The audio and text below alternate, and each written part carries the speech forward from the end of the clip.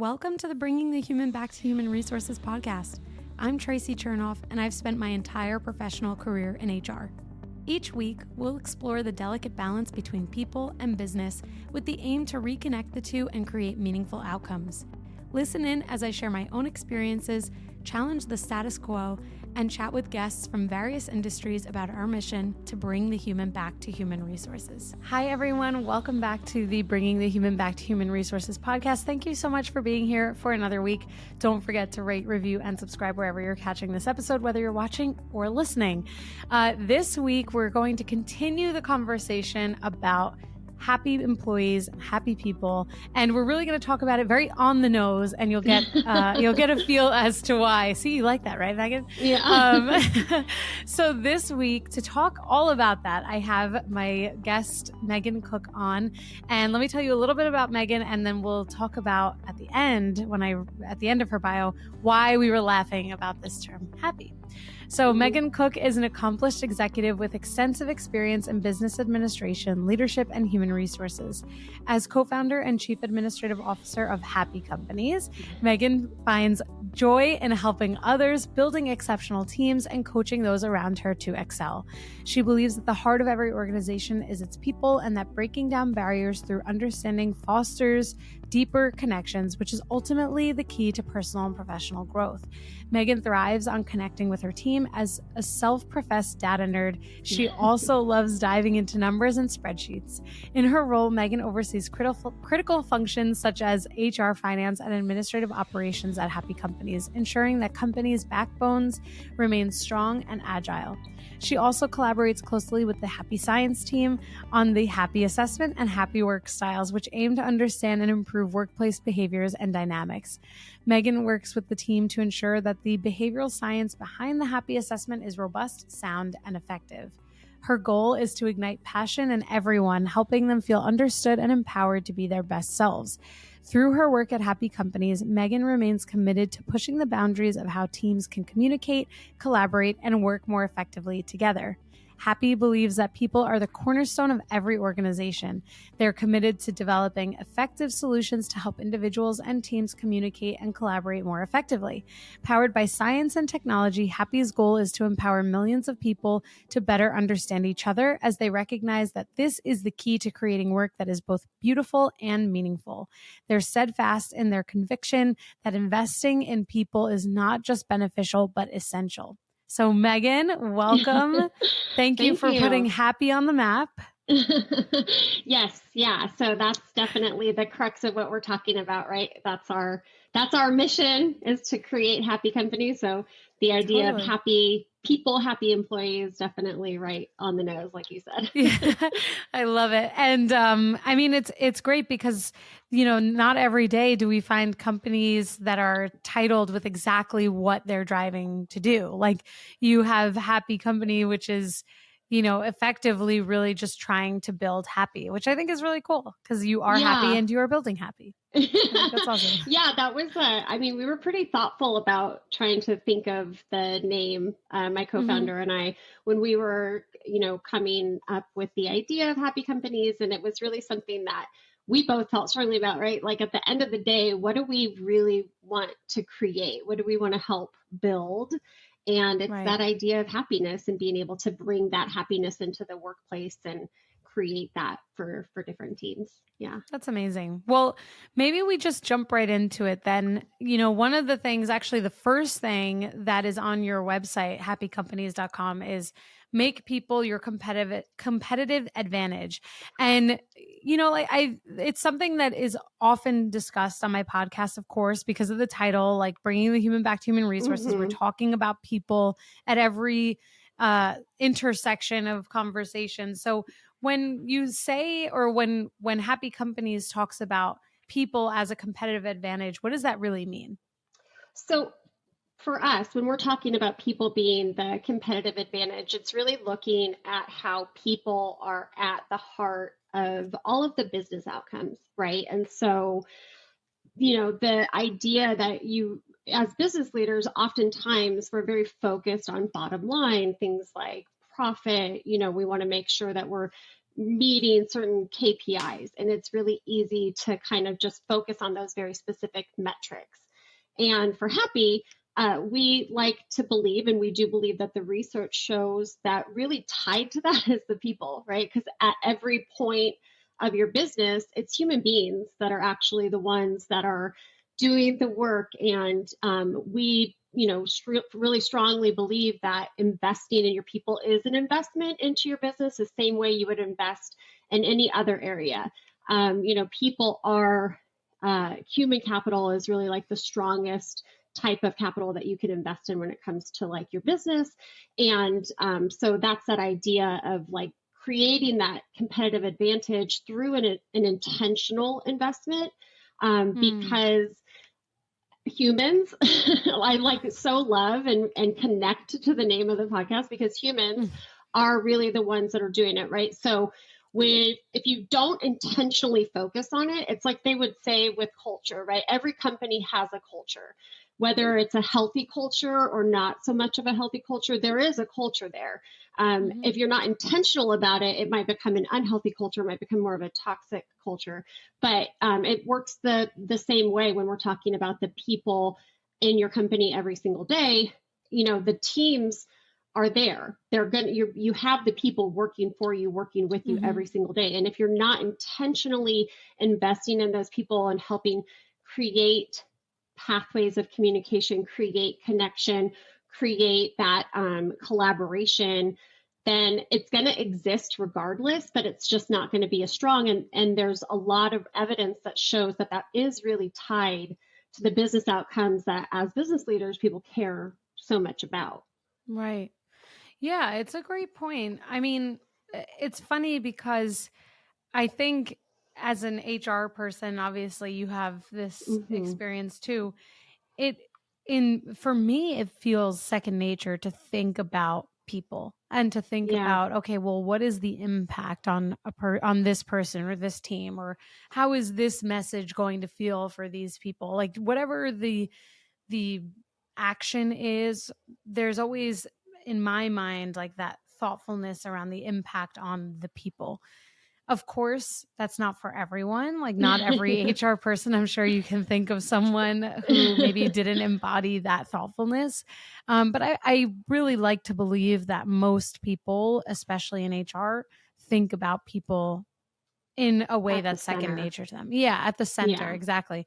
So in your experience, especially now having a company that focuses on this, where do you see people moving away from the center from a business leader perspective? Like, do you see most companies having this internal struggle where they have to be brought back to why the people are their greatest asset? Or do you see that there is already kind of this appreciation for that being the fact, and now they're looking to then kind of elevate on what they've already built? Does that I think it's a spectrum, right? So like it kind of varies. And it's funny, you mentioned, your experience in terms of HR and that innate ability. And I will be honest, I didn't necessarily have that very early in my career. I was a very compliance minded, human resources generalist towards the beginning of my career. And there's like such an important spot for that, right? Like we have to have that aspect of it. And some of those, more kind of compliance administrative things where traditionally maybe that's how people experienced human resources and experienced kind of their idea of it. And I was kind of fell into that bucket. I really thought about things in terms of the company outcomes.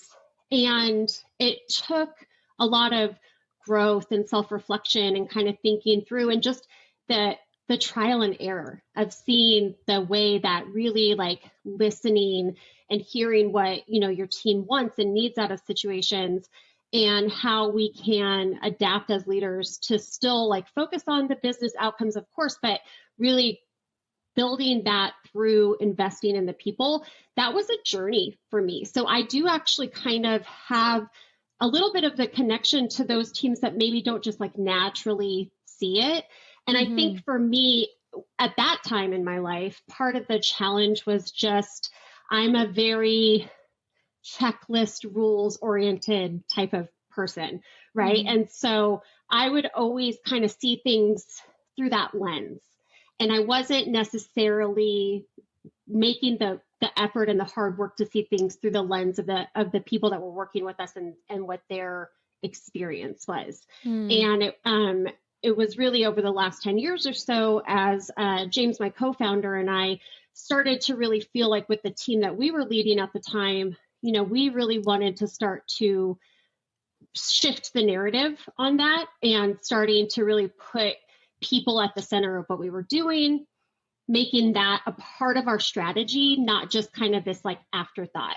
And so this idea of, moving HR within our team into this kind of people-centered, people leadership, putting people at the forefront of every decision that we're making and seeing how strongly that, resonated and how we could actually get better outcomes. We could get more buy-in. We were able to achieve more of what we were trying to do because we were really listening to the team. And I think that that's probably, if I was going to say just in terms of the focuses, it's like one of the biggest challenges is probably trying to manage all of the different things that are coming at leaders at the same time, right? And so they're juggling a bunch of plates at one time. And it's sadly kind of easy in certain instances to put the people leadership to the side for the moment because the other fire feels like a little bit bigger or more important.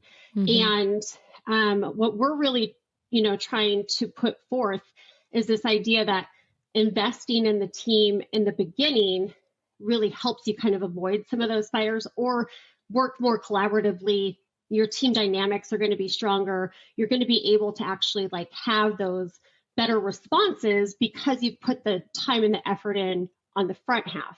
And so that's probably it. I would say just, there's I don't want to say distracted because that maybe, undermines it a little bit, but there's a lot of things that go on in a business day to day. And so I think part of the challenge is just collecting all the I's and getting the focus and trying to understand, what's the other perspective in this experience and really listening to what the employee's experience is throughout the entire, life cycle and making that a very intentional part of what you're doing day to day. Like every single business strategy should have a people component to it because, ultimately it's the people that are going to be like executing that vision. And you want to have the feeling that everybody's kind of bought in to that same, end goal, that same process. And so I would say that's probably one of the things that comes up. But I will say also on the positive end of it, I really do see that that's a general shift that's kind of happening, not just in HR, but, across business in general, is this idea of moving into that type of more people-centered leadership and the recognition of the importance of that, as people work through their business plans and understanding how people are a really essential part of that. Right. Well, first of all, thank you for sharing that you were kind of like on the operations and compliance side, and maybe this wasn't something that initially was the thing that drove you or that got you up in the morning. So I know that for sure there are going to be other listeners out there who are like, Megan is like me. I'm like Megan. That's so cool.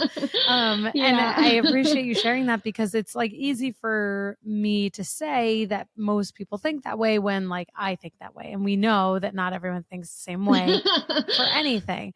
So I definitely appreciate that you're sharing, well, like, actually, this is not something that really was like my bread and butter until I really started to see like the importance and like dive in and like really open up to what happens when we keep people at the center. So that's really cool. And, naturally for listeners out there who really resonate with that perspective, they are probably the ones that will have an even greater impact. Because when I think of leaders who maybe like don't are in the similar situation and like this type of people-centric approach is just not the first thought, and it's like something that they care about, but it might not be the first thought.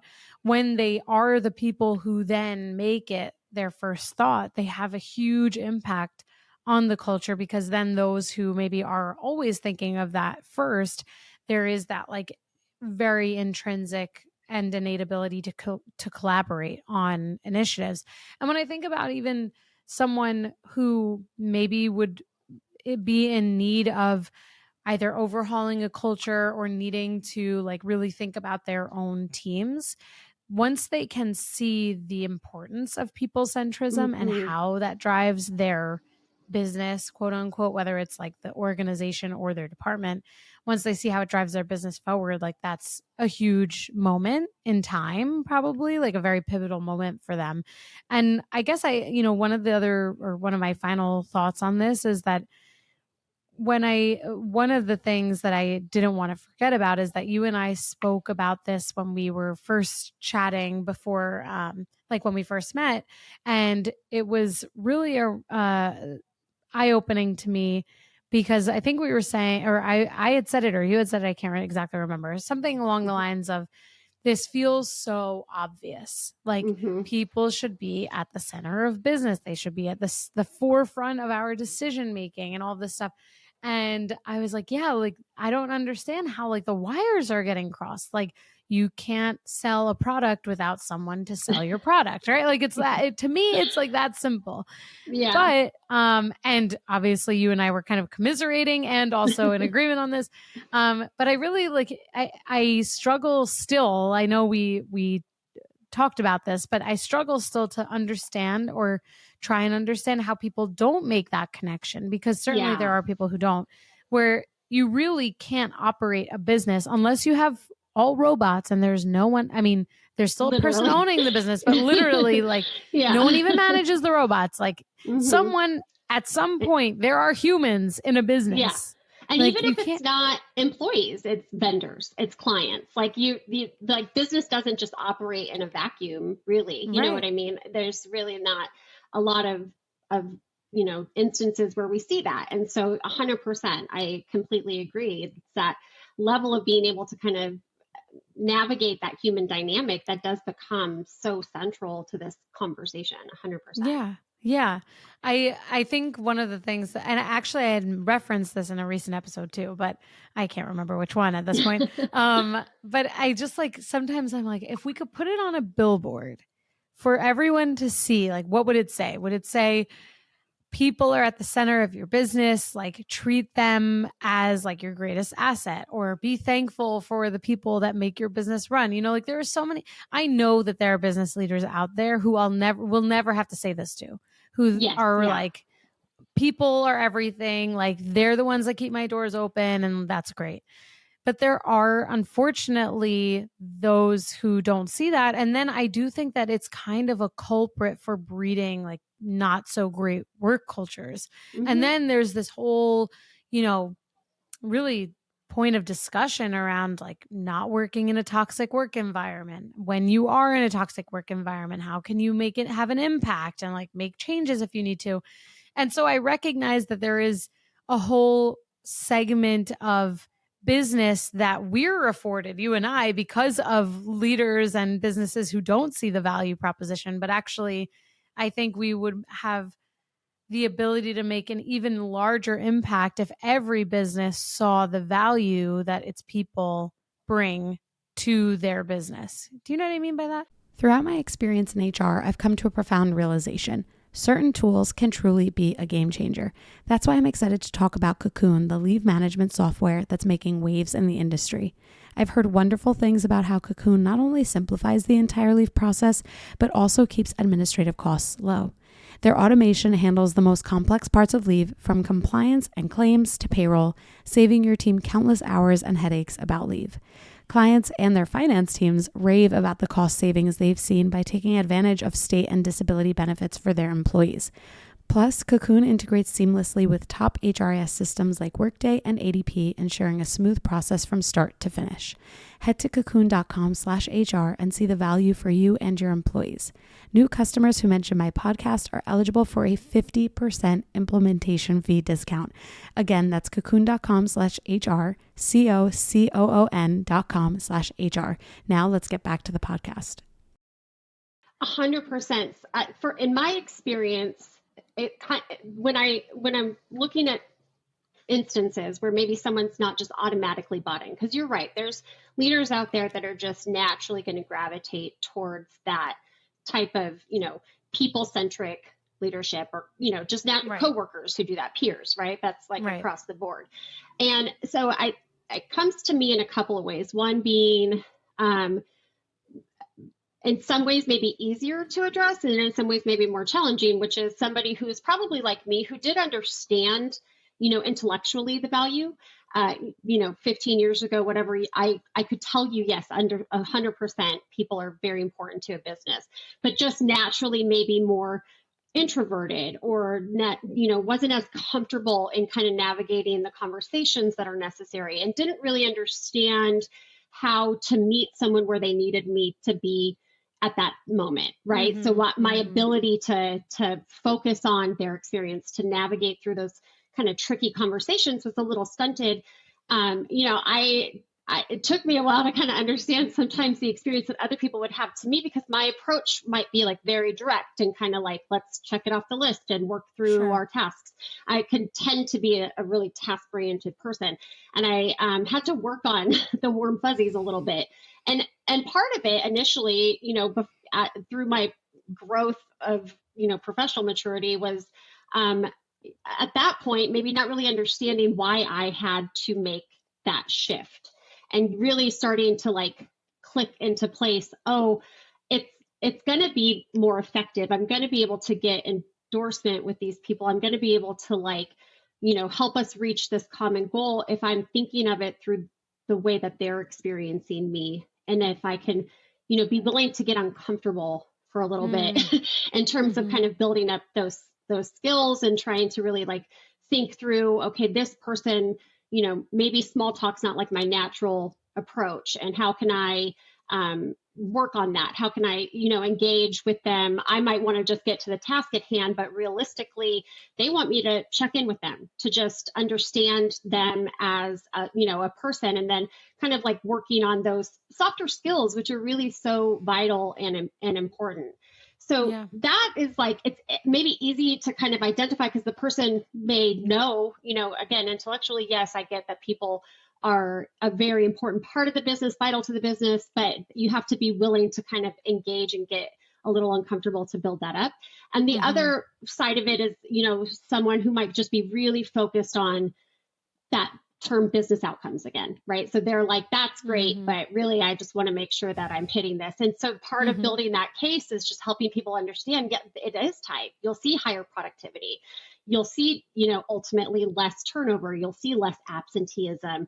You will see higher profitability, because you're not having to invest all the money in hiring and retraining and all of these things. And so there is a part of it where it's like you're actually having to build that business case, and that's what resonates to certain people, and so it's I think really, when you're looking at how to send this message and make it something that everybody can kind of absorb and really respond to, it's looking at the person that we're communicating it to, and adapting the message as needed, again, kind of thinking through their perspective. So what is it that they're interested in, the outcome? What is the outcome that they're looking for? And how can we help tie that message specifically to the type of things that they want to see? Because there will always be business leaders that are just very focused on that bottom line. But if we could still get them to see the attachment between the human experience and the human experience at work to that bottom line,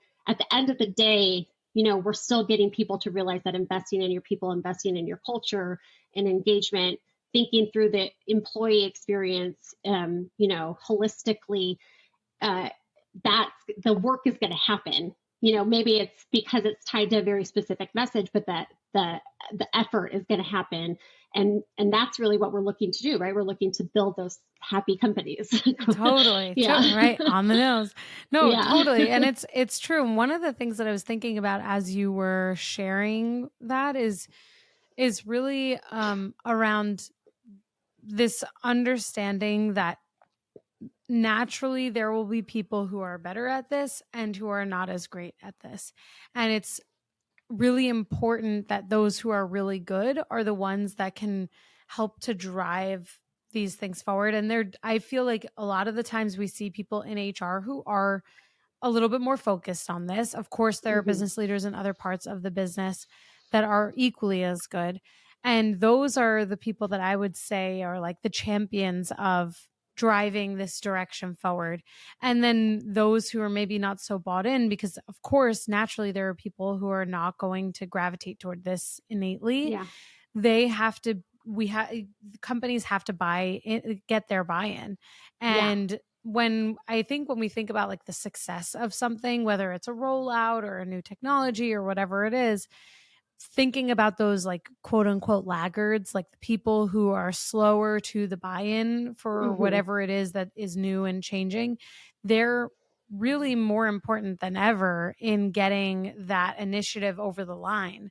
Because once you have those people bought in, then it's kind of like the sky's the limit, because they're going to be the ones that when it works for them or when they see the impact or whatever it is that is kind of like the topic, they're going to just naturally become these champions for that particular thing. And I don't know, I always think about a situation where I saw at one of my last companies someone who really did not, I'm going to say, like, did not prioritize people. They were just like, these are my numbers and we have to get, to this, we have to have growth by this percent. And I would often ask him, like, well, how are you going to get there? How are you Yeah. going to get to your goal? And because it's a great goal, like, let's get there. And, of course, he said things to the effect of, oh, well, I need the team to do this. I need the team to do that. I need to have, this number of customers, like, coming through the door at all times. And I would ask him, and it's kind of like for those of us in HR, it's like coaching someone, obviously, Yeah. you're leading them to answer Yes. their own question. Hmm. And I was like, okay, well, you're talking about the team a lot. So it sounds like you can't do this on your own. He's like, no, how could I do this on my own? Like, I would fail. I'm like, Yep. exactly, right? Ding, ding, ding. That's what Yes. we're talking about. Yes, exactly. Yeah. No, you're right. I mean, in order for something, any initiative, right, to be successful, it's like you need that full adoption. You need the Yeah. people to all kind of be bought in. And there is that aspect of it of having to kind of bring certain people along because Yeah. everybody's at a different place with how they view that. And that's Totally. okay. That's the reality is that's one of the things that we really try to focus on at Happy is this idea that a great workforce is a diverse workforce, right? In many different ways. And that's different work styles and Mm-hmm. approaches to work too. And so you're going to have people that are just naturally minded in a different way. And part of the, success of something is going to be finding the way to message it, in order to get that adoption, to get that buy-in and to help make that Mm-hmm. click. Exactly what you're Mm-hmm. talking about is that coaching process of kind of helping people understand, at the end of the day, everything that we want to do, it all comes back to that same message. It's the people, and Right. so Right. it can, and then once that clicks, it's a very powerful thing to see for sure. Yeah, it's You true. really start to see it in action. It's pretty amazing. It's really true. It's really true. And one of the things also that stuck me about something you shared before is that you mentioned professional maturity in your own experience. And I didn't want to forget to mention this, that is like a huge part of how we grow, whether we're people managers or individual contributors, like we're all leaders in our own right. And Yes. when I think about professional maturity, it's also the thing generally that helps people to understand different perspectives. And Mm-hmm. you've mentioned diversity, obviously, in the workplace, which is really important. And in order to be able to understand different perspectives, and different also means diverse perspectives, there has to be a growth in professional maturity, and there has to be professional maturity, because Yeah. all of these things require a leader to be open to a different way of thinking if they're not already Yes. thinking that way. And really, like, when with sharing that anecdote, it's something that always dawns on me too, is that when we don't force this thing on other leaders and we help them and we coach them to get to their own awareness, understanding, or, kind of their own answer, then it matters that much more for them Yes. Mm-hmm. because it's like, it's something that resonates for them. It's kind of like, the age old saying that like you can't tell someone to change, like whether it's like an addiction or something like that. Like they Mm-hmm. need to realize it in themselves. It's kind of the same thing, not to make light of something serious, but No, I understand completely. It's this idea like everyone has to kind of go through that journey, right? And kind of like and get to that conclusion somehow on their own, or it's going to essentially still feel like they're just kind of like moving along whatever your agenda is. And that's kind of one of the things that, why I feel like this idea of really like truly understanding each other in a workplace. And to your point, regardless of role, regardless of title, like democratizing essentially that idea of how do we create that understanding, because we all have different drivers, we all have different motivators, we're looking for different things. And that's what we want. We want that, to the point that you made, which I think is such an important point.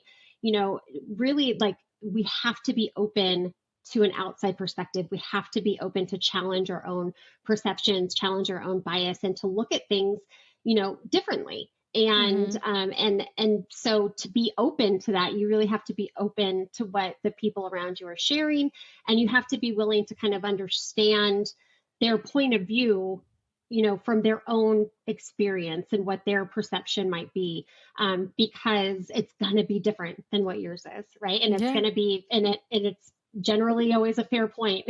Very few times is it something where you're just like, oh, that's a little crazy. But for the most part, every time somebody's like raising that point, it's like, oh, that's just bringing something extra to the table.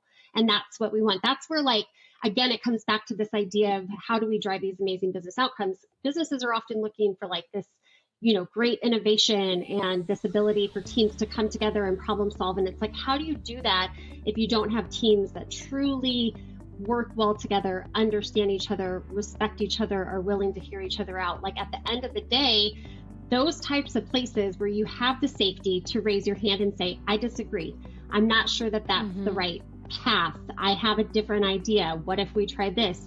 That's where innovation, is really born. That's where these great big ideas that we're all looking for come, is because we're challenging each other to kind of think through things in a different way. And it's not like I said, I failed at it for a good portion of time. And it took a lot of actual self-awareness and kind of like understanding myself as a first step, and then being able to understand others through that process as well. Right.